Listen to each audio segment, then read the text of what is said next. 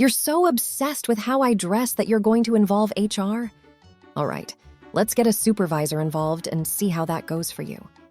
I work at a hospital that doubles as a research institution. Since I'm on the research side, I have to involve lots of other departments. And most people with whom I work with are very chill and understand that I have to beseech them for things to do my job. I'm one of those she can go 100 hectares on a single tank of kerosene type of people, and I'm very on top of things, for which my coworkers value me. However, the one place where that camaraderie breaks down is with some of the nurses who work in my specific clinic, focusing on one particular disease. Honestly, I've done a good job making most of the nurses like me. I bring them homemade treats sometimes, and I'm always extra friendly and approbative with them. Some of them have their days regardless, and I put up with them. Right after I first started working in that specific clinic, unfortunately, one nurse in particular, let's call her Bichelle, had decided that I was on her blacklist.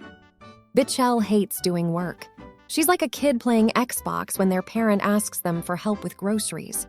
She'll moan and groan, and if she helps at all, it's with an angsty indignation. I needed a series of blood tubes drawn in clinic for a patient one morning. Instead of down in phlebotomy protocol rules, more complicated and stupid than it's worth getting into here. And Bichelle was the only nurse available. She was extremely put off at my asking her to draw this protocol kit, despite my giving advance notice to clinic that this needed to be done. She clearly did not want to leave her computer, which was not open to anything work-related, but she begrudgingly went and drew the tubes. She was unnecessarily profusely thanked by me, just for doing her damn job.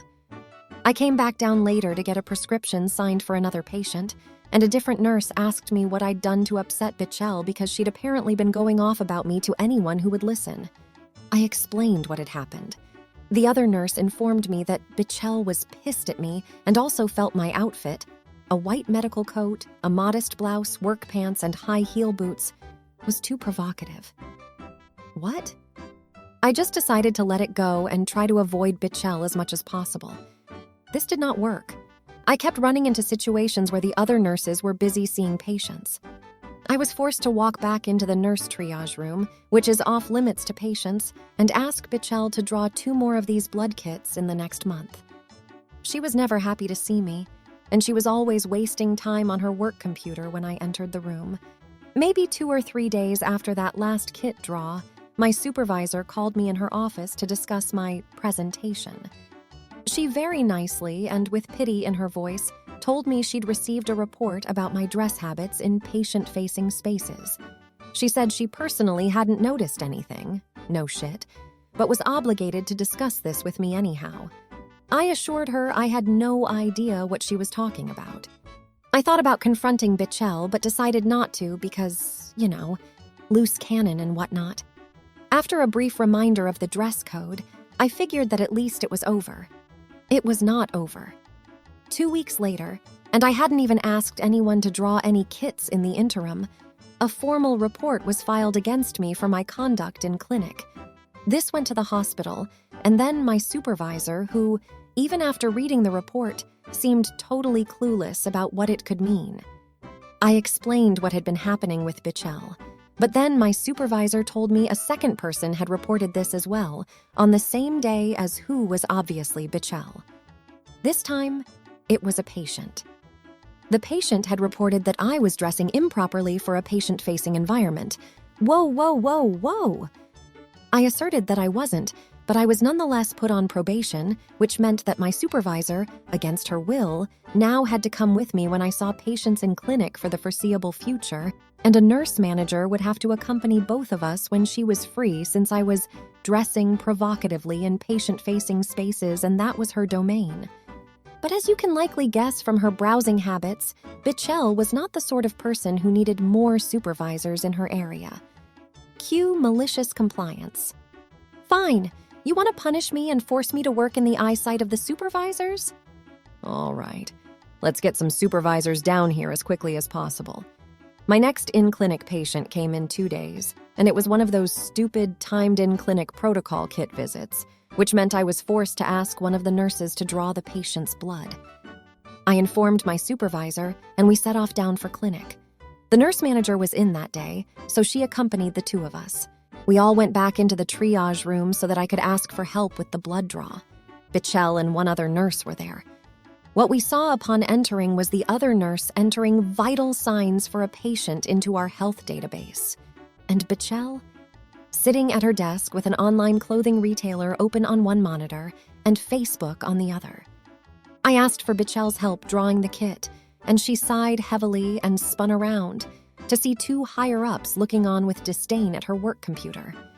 In embarrassment, she swiveled back and closed those two tabs, which revealed, you can't make this stuff up, a website for marital aids that had been open in another tab, about which Bichelle had clearly forgotten until now. I just smiled and handed her the bag like nothing had happened. In the hall, my supervisor and the nurse manager were talking about Bichelle's display just now. Apparently, she had previously been warned about goofing off at work. The nurse manager told the supervisor that she was going to check all of Bichelle's work computer activity, which I actually didn't know any supervisor could readily access. What followed was so incredibly beautiful that I hope it made the ending of this long, long post worth waiting for. According to the nurse who'd initially asked me what I had done to upset Bichelle, her activity was searched. She was revealed to have been spending hours upon hours every day browsing the web, shopping, and using social media. Since she had been previously warned about this behavior, she was given a formal write-up. But this was just the beginning. The day after the three of us went down to clinic, my supervisor called me in her office again. She told me that Bichelle had fabricated the patient complaint about me and posted it from her work computer. How did they learn this? Oh, that'd be because she saved a draft of the message that reported me to the hospital, and she'd accessed the patient complaint/comment webpage the same day. My supervisor sincerely apologized for the hassle and told me I was no longer on probation.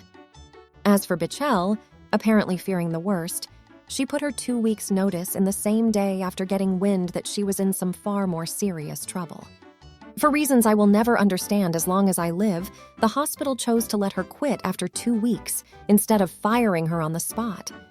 Maybe they knew what a nightmare she was and were comfortable letting her quit on her own accord. It's not as though she was due to glean any glowing references from this experience. Maybe they just wanted some extra work. Our clinic was very short-staffed for nurses at the time. In any case, they chose not to fire her and let her quit on her own. On Bichelle's last day, I ventured down to the triage room to retrieve some outside records from their printer. When I entered, Bichelle was alone and browsing Glassdoor. I unbuttoned my white coat and told her, "Hey, good luck with your next job. I hope the employees are less provocative." She slowly spun around with a scowl on her face. Then I lifted my dress up to my neck, flashed her my bare tits, and walked out, and I never saw Bichelle again.